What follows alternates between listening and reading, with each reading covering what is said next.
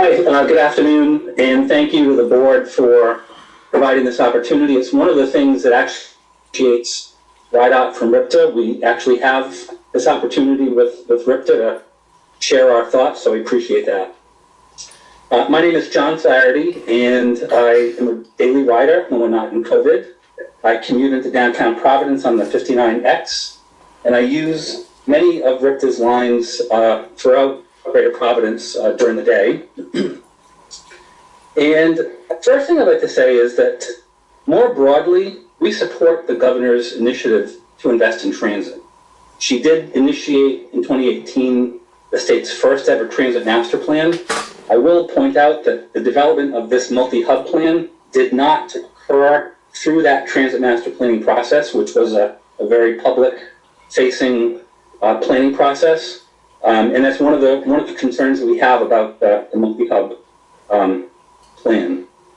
In this most basic form, I don't think as a rider it's going to work well.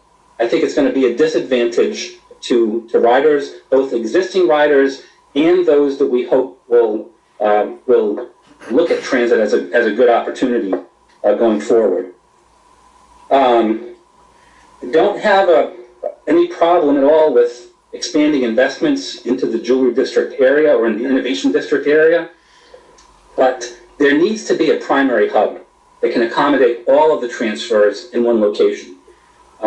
What's on the table right now does not include that.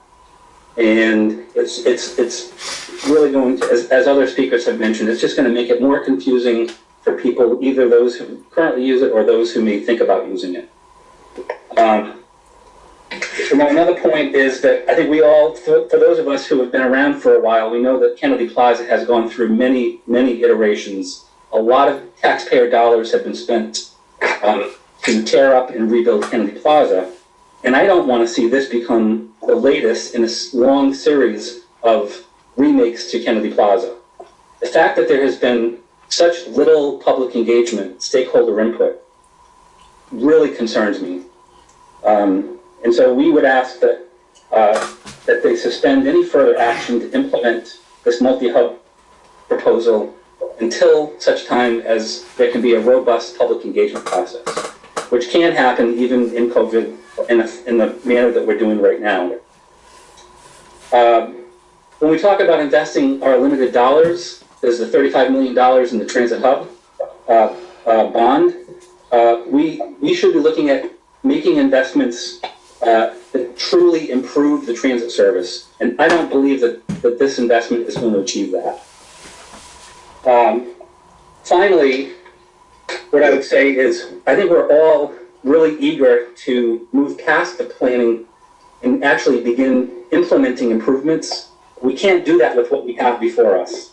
And I would just say that the circumstance we find ourselves in today was completely avoidable if the public engagement and stakeholder input had occurred 3.5 years ago.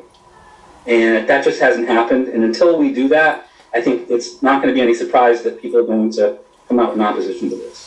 So thank you again for the opportunity to address the board.